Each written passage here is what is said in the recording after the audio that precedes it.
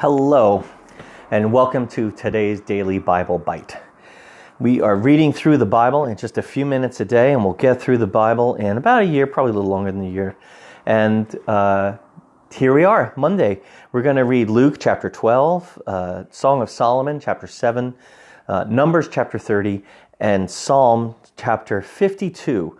So we'll start in Luke, and then we'll see what's going on in the ministry of Jesus Christ. Starting at verse 35. So Luke chapter 12, verse 35 reads this way. It says, "Stay dressed for action and keep your lamps burning. And be like men who are waiting for their master to come home from the wedding feast, so that they may open the door for him at once when he comes and knocks. Blessed are those servants whom the master finds awake when he comes. Truly, I say to you, he will dress himself for service and have them recline at table, and he will come and serve them. And if he comes in the second watch or in the third and finds them awake, blessed are those servants."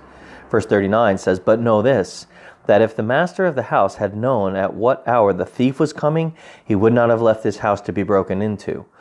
You also must be ready, for the Son of Man is coming at an hour when you do not expect."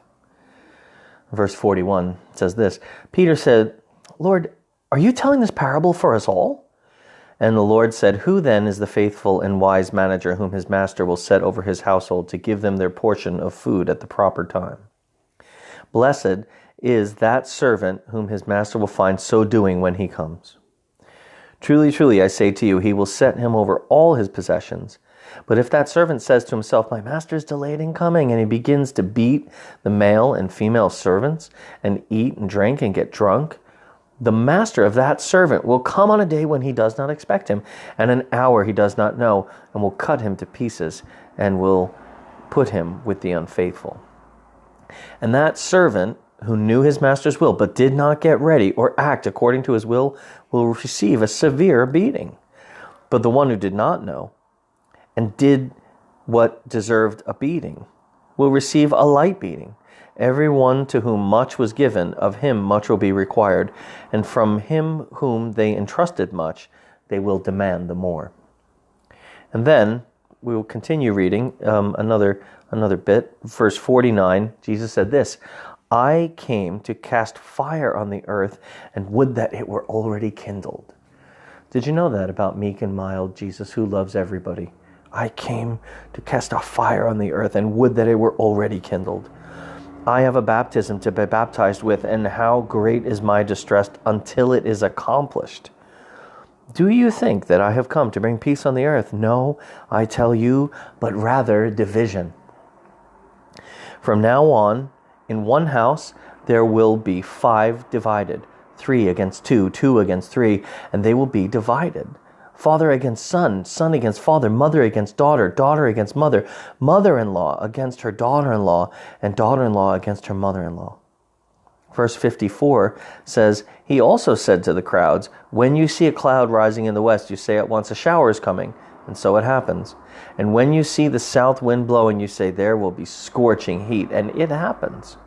Verse 56 says, "You hypocrites, you know how to interpret the appearance of the weather, the earth and sky, but why do you not know how to interpret the present time?" And then in closing the chapter, verse 57, he says, "Why do you not judge for yourselves what is right? As you go with your accuser before the magistrate, make an effort to settle with him on the way, lest he drag you to the judge, and the judge hand you over to the officer, and the officer put you in prison. I tell you, you will never get out until you have paid the very last penny." And so we'll stop there. And then we're going to look at Song of Solomon, chapter 7 of romantic poetry in the Bible. Here it is. "How beautiful are your feet in sandals, O noble daughter. Your rounded thighs are like jewels, the work of a master hand. Your navel is a rounded bowl that never lacks mixed wine. Your belly is a heap of wheat encircled with lilies. Your 2 breasts are like 2 fawns, twins of a gazelle. Your neck is like an ivory tower. Your eyes are pools in Heshbon, by the gate of Bath-rabbim. Your nose is like a tower of Lebanon, which looks towards Damascus. Your head crowns you like caramel. Carmel is a mountain in Israel. Your head crowns you like Carmel. And your flowing locks are like purple. A king is held captive in the tresses. How beautiful and pleasant you are, loved one, with all your delights. Your stature is like a palm tree, and your breasts are like its clusters. I say, I will climb the palm tree and lay hold of its fruit. Oh, may your breasts be like clusters of the vine, and the scent of your breath like apples, and your mouth like the best wine. And then she responds, it goes down smoothly from my beloved, gliding over lips and teeth. I am my beloved, and my beloved, his desire is for me. Come, my beloved, let us go out into the fields and lodge in the villages. Let us go out early to the vineyards and see whether the vines have budded, whether the grape blossoms have opened, and the pomegranates are in bloom. There I will give you my love. The mandrakes give forth fragrance, and beside our doors are all choice fruits, new as well as old, which I have laid up for you, oh my beloved. And that's the end of chapter 7. You're making your minister blush reading through this stuff.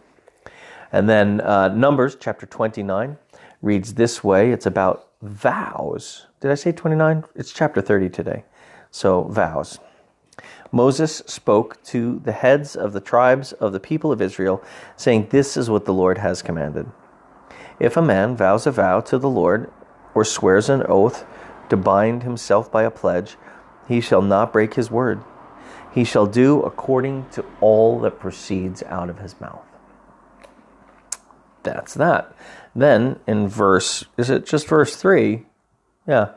If a woman vows a vow to the Lord and binds herself by a pledge while within her father's house in her youth, and her father hears of her vow and of her pledge by which she has bound herself, and says nothing to her, then all her vows shall stand, and every pledge by which she has bound herself will stand. But if her father opposes her on the day that he hears of it, no vow of hers, no pledge by which she has bound herself shall stand, and the Lord will forgive her because her father opposed her. If she marries a husband while under her vows, or any thoughtless utterance of her lips by which she has bound herself, and her husband hears of it and says nothing to her on the day that he hears, then her vows shall stand, and her pledges by which she bound herself shall stand. But if, on the day her husband comes to hear of it, he opposes her, then he makes void her vow that was on her, and the thoughtless utterance of her lips by which she bound herself, and the Lord will forgive her. But any vow of a widow or of a divorced woman, anything by which she has bound herself, shall stand against her.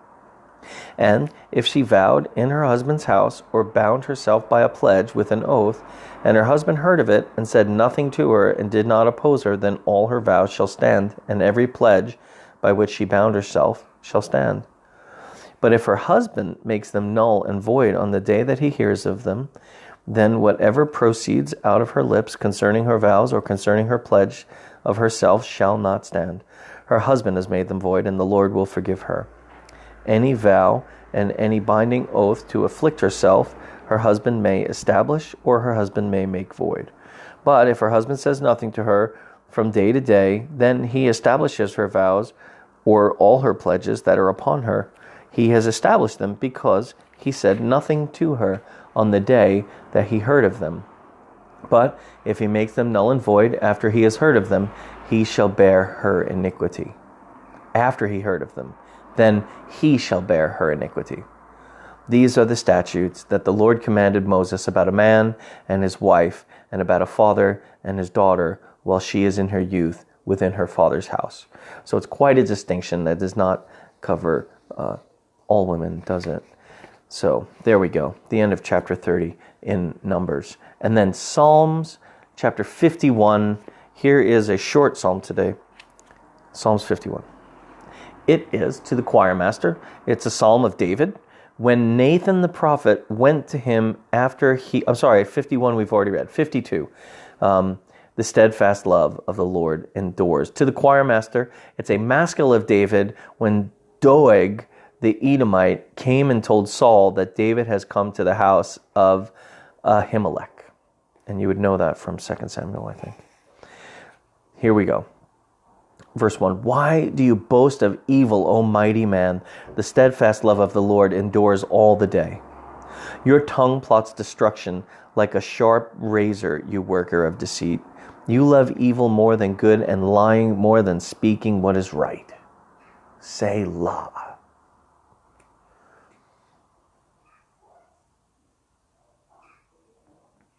Verse 4 says, you love wounds that devour, O deceitful tongue, but God will break you down forever. He will snatch and tear you from your tent. He will uproot you from the land of the living. Selah.